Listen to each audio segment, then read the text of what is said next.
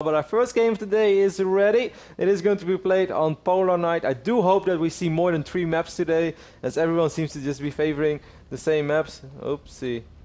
So Ben, do you have the right overlay selected? Because apparently I do not. I of course have the correct overlay selected. Boom. Because I am always on the ball, Kev. Oh, I'm sure you are. We've got spawning in the bottom half of Polar Night, the red Zerg player. His name is, of course, Byul, and his opponent up in the top half of the map is the blue Terran player, the STC.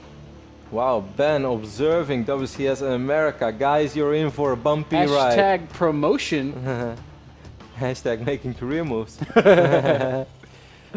Alright, the STC, we saw him in the Challenger League series going up against El Capitan. Team Liquid wrote an excellent preview about this group. They do that for every single group, whether it's WCS Europe, America or Korea. And I definitely check you guys to, or recommend you guys to check out those articles, because A, they are awesome, and you know, it shows some love to the writers. They put a lot of effort into that kind of stuff. And you know, those things, you know, those hype articles, that's what keeps the scene alive in some way, you know, like makes us care about the games, gives us that little bit of history that we didn't know, or perhaps you guys didn't know, because of course me and Ben are so well prepared, as you know, we're not even able to get the right overlay going. But, you know, it's really fun, so please show some love to those writers of Team Liquid, as they always write up fantastic articles. But they also mentioned that the STC barely won against Cats, Ben, in the 3-2 victory. You casted those games, I was in Brazil back then. But Cats is pretty vocal in general about ZVT being his weakest matchup. And with all due respect to El Capitan, my boss, I love him and I would love to say he's the best Zerg player in the world. But if you struggle that much in defeating Cats, how are you going to make it out of a group with Byul, Revival and Hyun? It's going to be tough for the STC. It really comes down to how much work he's been putting in. We're going to have to wait and see. Already we're seeing a very thorough Byul. He's scouted for proxies. We've seen a lot of proxy play in WCS so far. A surprising amount, in my opinion, Kev. Now, to be fair, most of those came from Masa last week, who was proxying in virtually every single game, but it has definitely made me more aware of the potential for proxy threats in my games, and perhaps the same can be said for Byul, who did scout very early before going hatch first into gas, into spawning pool. It was actually pool into, and then gas, but regardless, he's got all those things being built right now. We see first Reaper is out, second Reaper is on the way. Talking a little bit more about the STC, Ben. He was in Premier League 2 out of 3 seasons last year, but it was just overall not very convincing. He made it to the round of 16 once, but then also had an exit in the round of 32. Overall, just 2013 was not a year where we heard a whole lot about the STC. Well, if you look back at 2012, he was a lot more successful. So you could almost say that perhaps this is his final chance, Ben, to make a lot of noise, maybe get picked up by a team once again. Byul, on the other hand, I think it's safe to say that he's been making more noise than he ever did. Man, when I'm laying in bed at night, Ben, I hear him screaming because those results he's putting up are so good. He is a positive player in Pro League, and that is amazing. What is even more amazing is that he started the season off with like 4-0, or maybe even 5-0, something insane. Ever since then, he has picked up a few losses. Well, he has not lost a single drone yet, but a couple of them are really low on HP. Either way, bottom story is, Ben, Byul's in shape, has shown us that he's in good shape. The SEC, he's gonna have to step up his game. Byul losing just lings there, doesn't lose a single drone. Very good early game here from Byul. Minimizing the damage taken, has now chased the Reapers away, and with Queens out on the map, it's unlikely that the STC is going to be able to hop back up and actually deal any damage. Third command center already on the way for our Terran player. That is very much the norm. And the STC is just going to proceed. Whoa, 16 speedlings on the production tab. This is so smart, Ben. He sees there's no bunker there just yet. The reactor is also just now being added. It's going to take a little while before Hellions are going to be produced. I think that the SSC might have some trouble securing his low ground soon. I'm very curious to see what Byul will be able to achieve with this in the long run. But if he gets lucky and he takes out those first 2 Hellions, he has seen everything with his Overlord what he wanted to see, so this can't possibly be a bad call. He saw the third command center. There are 3 Reapers out on the map. It's something we saw Fancy do as well. Lings. The STC has no idea that there are about 20 speedlings about to make their way across the map, and if those lings, those Reapers are going to die. A couple of them did come back, but regardless, there is a large counterattacking force making its way across the map, and there's a very good chance that they're going to catch these initial Hellions.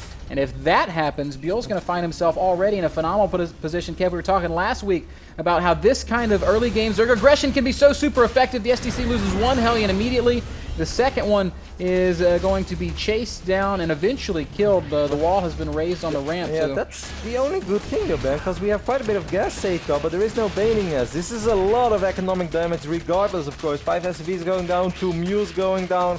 This command center is going to be flying for a while, and it's going to take a very, very long time before the STC will be able to actually have the confidence of going down that ramp, because if he runs down with just 4 Hellions and they get surrounded, he loses the game. So this is definitely good for Byul, but I think, man, maybe if he had a bailing nest, he would be able to straight up win the game here. That's very possible, and I do, like I said, I've been talking a lot about how much I like these bailing variations.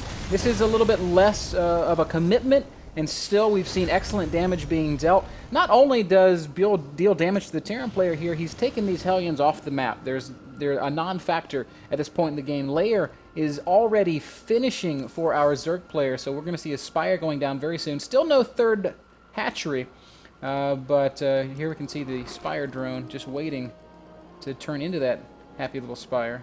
Do it. Do it. There it is. As Hellions and Reapers are Meanwhile, Ben, 38 Zerglings Zerglings died on the map while you were looking at it, bro. Just kidding. It was 38. This one's scary. Well, there was only about 22. Yeah, and we've still got plenty of Lings out on the map representing a pretty serious threat. Once these Hellions reveal themselves, I think the remaining Zerglings are going to run into the natural, and that is going to be another headache for the STC. Here come those Lings. There is no wall. There are no units, and the STC is being punished badly for having his very small army out on the map. This is a perfect example of a Zerg player exploiting the current trends in the TVZ metagame, which is just make very few units and use those units to harass. These Lings are being phenomenally effective. Once again, all the Reapers, all the Hellions have been pulled back into the main base of the STC. Byul has saved up over 700 gas, Kevin. He's going to be able to make 7 mutas very soon. With those mutas, he can easily secure a 3rd expansion and is just in a great position. It's only 48 drones to 34 SCVs, so there's not a massive worker lead for a Zerg player, but he has got absolute control of the tempo of this game right now. He's been exploiting a lot of things, man. The playstyle, yes, but what he's also exploiting is the map design of Polar Knight. Those overlords provided him with so much vision. He was always allowed to have Zerglings relatively close to the Terran army, but still out of range, because he was able to see the Terran. The Terran was not able to see him. This hatch is taking quite a bit of damage from these 5 Hellions and these 3 Reapers. 11 mutas are about to spawn, but will they be in time? And this hatchery could actually be cancelled. That would be a bit of a painful blow. Would seriously slow the economy of Byul. Lings finally are going to stream in. The STC doing a good job controlling this, but with the mutas overhead, this is a doomed endeavor, and that hatch is going to be saved. It's going to be a very low health hatch. The STC can take a break. For a second I thought he might be able to get it there, but Byul having enough Lings to at least buy some time for himself, setting up a potential big surround, but he didn't even really need to. He didn't want it to either, because he knew as soon as those mutalisks showed up, that Terran army would be in a lot of trouble, as there was absolutely nothing in that army that was able to shoot up. Stim is ready, so he shouldn't take too much initial damage from these mutas, but these mutalisks are gonna give Byul all the map vision he needs, all the map control he needs for a very long time. And I'm kind of worried for the STC. He's down 14 workers while having 3 orbitals. That's not necessarily the end of the world. Upgrades is relatively even. Byul is dominating this game right now. He's got all the control. He's kept the STC down to 2 bases. Mutas are going to continue to find openings. This missile turret is going to go down, and that's going to mean that a few SCVs are going to go down, and that just further slows the economy of the STC, who has 41 harvesters against 70. Whoa. These Marine numbers are not high enough, and look at the Muta Micro. Just insane. This is why Byul is turning heads in the Pro League. He is on another level. And the STC very much struggling to keep up. We do see that he has tried to land this 3rd expansion. Will it be able to stay down, though, as our Zerg player has reached the point in the game where he's able to just hammer out nothing but units. He doesn't even need any more drones. There is an attack coming from the STC. There are a few Banelings and Zerglings here, but Baneling speed is not ready just yet, so maybe with the best splits in history and best focus fire as well, these Marines will be able to achieve something. These mutas are doing so much damage on the other side of the map, so the STC needs to make magic happen here, man. Oh my god, the natural expansion being razed to the ground. Now this is a very low health hatchery, so there's a chance that the STC could pick it off. Byul is actually evacuating. Well, as I say that, the drones turn to fight. That's never a good prospect, drones against Stim Bio. But with drones, Zerglings, and mutas, the expansion is actually going to be saved. And that's with minimal drone losses. Only 7 workers going down in that engagement. Well, 39 workers on the other side of the map for the STC have fallen. That is so many. Yes, he opened up with a triple orbital command, so you always have a lot of muse, but losing 39 SCVs at the 14-minute mark of a game. He's losing workers at the rate of 2 per minute. That's almost faster than he can produce them. Almost 3 minutes, then. As, again, Marines are going to be forced to have a bad engagement with a couple of Banelings. Byul has found this medevac on the right side of the map as well. He's looking for it. He knows it's somewhere out there. And this medevac right now is in dangerous territory as there are overlords on the south side. And Muda's on his west. Yes, west it is. The medevac actually does, for now, manage to stay hidden, but it's going to be flying into overlords, which should bring the Mutas down. And Byul, excellent awareness, is going to take care of that. Ling's running past into the third base. There's not a whole lot there to kill, though. Byul has done a fantastic job. Man, this medevac is almost going to make it to the promised land, but unfortunately. It's also not a very promising group. Drop with like 2 Widow Mines. Yeah. Well, what can you really expect to kill against Byul with 2 Widow Mines? 2 drones? I don't know. 2 drones? Maybe some Zerglings? Maybe somehow he panics and he groups all his workers and then the Widow Mine shoots once. That's what happens to me sometimes, but you know, I don't play in Pro League, Ben, and probably never will. Maybe for a show match one day. Well, I'm not even sure if I'm good enough for that. Marines will get surrounded in the middle of the map, and there is an overwhelming amount of Zerg over here. Muda's Zerglings and Banelings dictate the pace of this game. There is a small drop on the left side of the map, and this hedge might actually fall. Yeah, it is going to go down. You're going to have to worry about the third base of the STC, though. I mean, losing the hedge while saving all the workers is a lot better than actually losing the orbital. Even trading a command center for a hatchery is something Zerg's going to be happy with, as hatcheries are less expensive. As the drop's going to continue to try to do damage in the natural, it's not going to be able to succeed, though.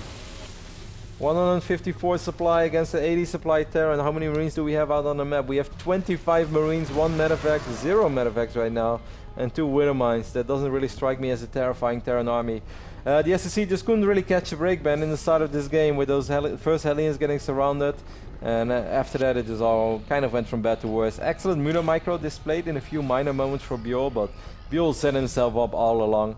And yeah, he really utilized the map very well. I just want to underscore how much I appreciate the aggressive style of Zerg that's kind of come about to punish these hyper-greedy Terrans that we're seeing these days. This kind of 2-base, sometimes 2 hatchery, sometimes 3 hatchery Zerg aggression that is gaining a little bit more momentum these days. It's so incredibly effective. There are Widow Mines in his army. Yes, there are. Ooh. And they're going to do a lot of damage, but it's just not going to matter. As well, 3 more Widow Mines. Yeah, there's too much there. He needed 6 Widow Mines to blow up the entire Muda flock, then something would have been possible. Look at Byul, I don't think he even cares anymore. GG is called, and Byul will win our first game of the day here at WCS America Premier League Group C. Ben, dominating performance so far by Byul. Yeah, absolutely.